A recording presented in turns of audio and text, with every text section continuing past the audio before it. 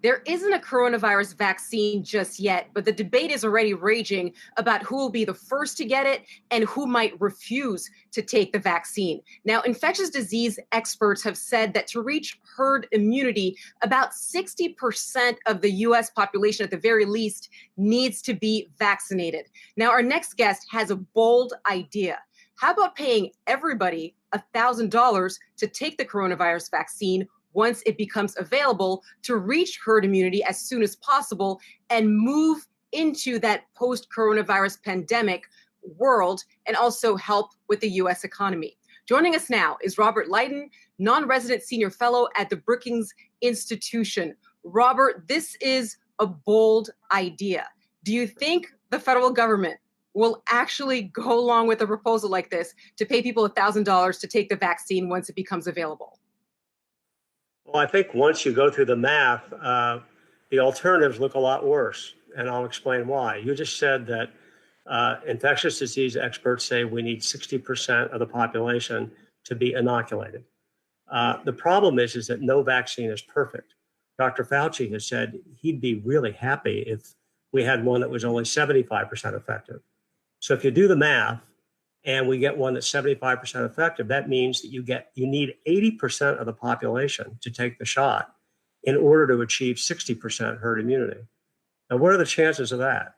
Well, according to the latest polling, 1/3 of Americans, I saw one poll said 35%, are refusing to take the vaccine, even when it becomes available and is widely available.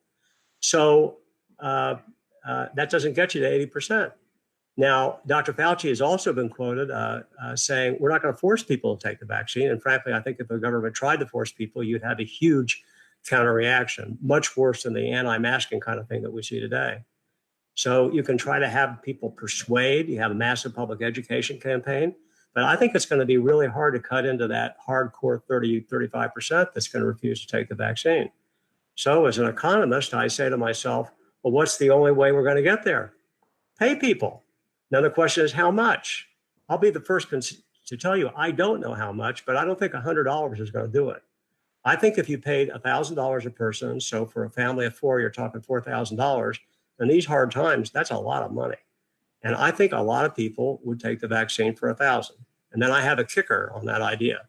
And that is, what if you offer the $1,000, but you don't get everybody up to the 80%? Well, in order to do that, what I would do is say, I'm going to hold back maybe 800 of the 1,000. So you get 200 when you walk in and take the vaccine, but you get the other 800 when the nation gets to 80%. So now everyone that takes the vaccine has an incentive to go on social media, talk to their friends, talk to their family, talk to their church colleagues, et cetera, work colleagues, and say, hey, take the vaccine because you and I will both get that extra $800. So you build in economic incentives for the country to get to the level of herd immunity. And I want to be crystal clear. If we don't get herd immunity, we're not getting our economy back and we're not getting our society and our lives back. So I don't know what the alternative is.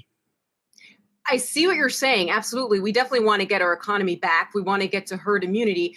But $1,000 per person, the total cost is $275 billion.